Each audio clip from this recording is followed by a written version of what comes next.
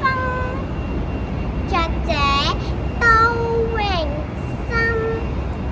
悄悄的流過來，柔柔的流過去，是一條乜也似的河。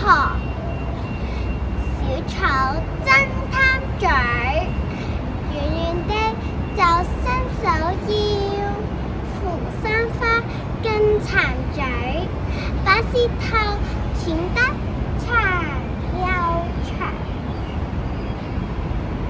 輕輕地流過來，甜甜地流過去，是一條走也似的河。蝴蝶嘗一口，醉得整天翩翩飛舞。